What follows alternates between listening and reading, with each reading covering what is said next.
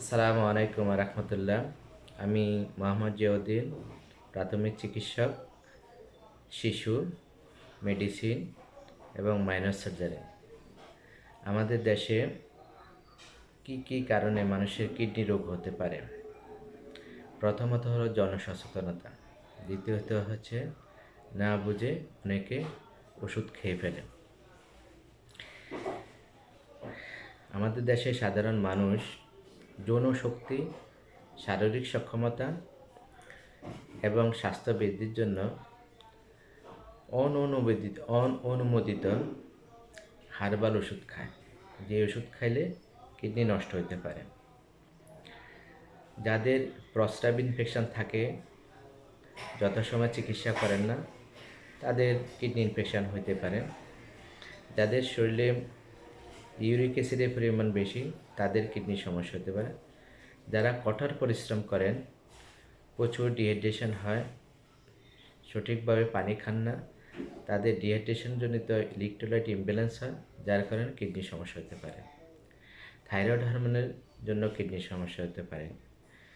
Uncontrol diabetes যাদের, তাদের কিডনির সমস্যা হতে পারে। যারা ঘন ঘন ব্যথানাশক ওষুধ খান, ডাক্তারের পরামর্শ ছাড়া অ্যান্টিবায়োটিক খান, তাদের কিডনির সমস্যা হতে পারে। যাদের কিডনি রিলেটেড হাইপারটেনশন, তাদের কিডনির সমস্যা হতে পারে। আপনাদের কিডনি ভালো আছে তা কীভাবে বুঝবেন? এটার জন্য প্রথমত 3টা পরীক্ষা করলে একটা প্রাথমিক ধারণা পাওয়া যায়। প্রথমত সিরাম ক্রিয়েটিনিন, আমাদের শরীরে সিরাম ক্রিয়েটিনের পরিমাণ কী পরিমাণ বাড়বে। দ্বিতীয়ত হচ্ছে ইউরিন রুটিন এক্সামিনেশন। তৃতীয়ত হচ্ছে একটা আলট্রাসোনোগ্রাম, কেইউবি রেডিও। এই 3টা পরীক্ষা করলে রোগীরা প্রাথমিক একটা ধারণা পাবে যে তার কিডনি ভালো আছে না অসুস্থ।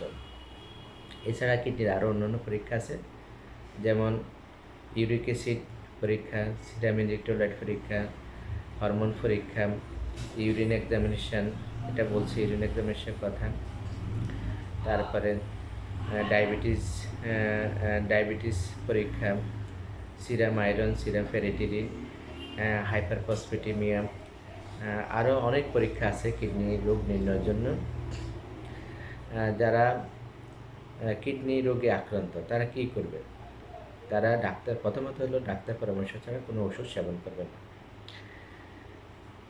যারা দীর্ঘমেয়াদী কিডনি আক্রান্ত বা হঠাৎ করে কিডনি ইনফেকশন হয়েছে, তারা ডাক্তারের কাছে চলে যাবেন।